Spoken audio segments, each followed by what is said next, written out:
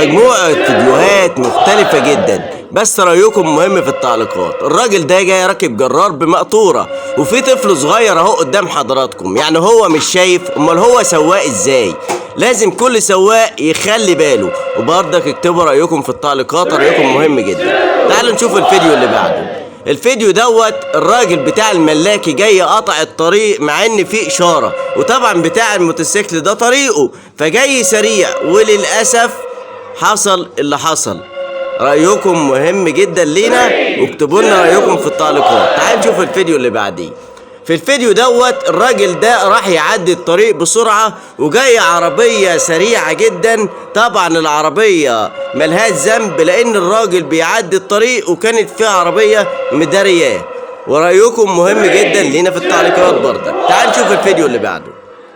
الراجل ده راكب موتوسيكل وجاي هياخد شمال، هيخش شمال. طب انت جاي ولقيت عربية نقل جاية عليك، طب ابعد عنها بسرعة. جايز يكون بيبص في التليفون بتاعه، جايز بيكون بيولع سجارة، جايز يكون هو مش شايفك اساسا.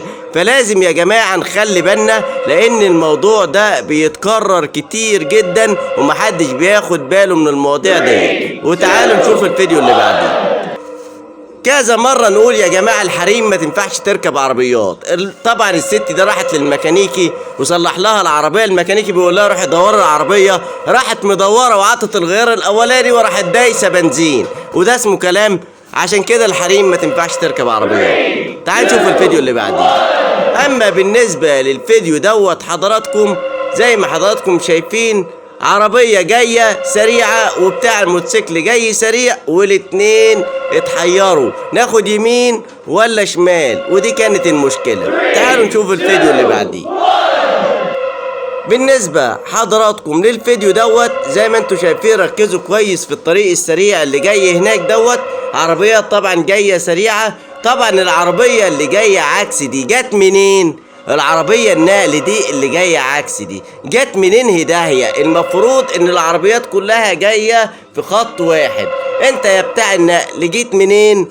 رأيكم برضك مهم جدا لينا في التعليقات، عشان في ناس كتيرة ما بتاخدش بالها. تعال نشوف الفيديو اللي بعديه. واحدة او واحد ماشي على الرصيف في امان الله، يتفاجئ يلاقي عربية طلعت على الرصيف وراحت شالته. لا اله الا الله، هو المكتوب مكتوب ما فيهوش كلام. بس الغلط هنا فين؟ الغلط هنا في العربية اللي جت من ورا وخبطت العربية اللي كانت من جنب الرصيف. تعال نشوف الفيديو اللي بعديه. هنا حضراتكم واحد معدي الطريق وشار خشب او حديد او حاجة زي كده، وبيقول يا ارض ما عليك الا انا. طبعا عدى العربية البيضة، ولكن العربية السوداء طبعا مش واخدة بالها وخبطته. تعال نشوف الفيديو اللي بعديه. ده ونش بينزل واحد في حفرة كبيرة تحت، وطبعا الحفر دي هو حافرها، وممكن الجبل او الحفر دي تقع في اي وقت. وده اللي حصل بالفعل. الراجل نزل من هنا ووقعت عليه الجبال كلها والصخور، وقع عليه الرملة للأسف كلها دفنته في مكانه. طبعا موقف محرج جدا. تعال نشوف الفيديو اللي بعده.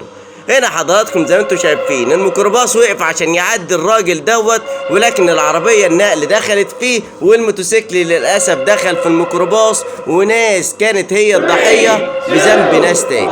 تعالوا نشوف الفيديو اللي بعديه. الست دي ماشية في حالها وتيجي عربية ملاكي تخش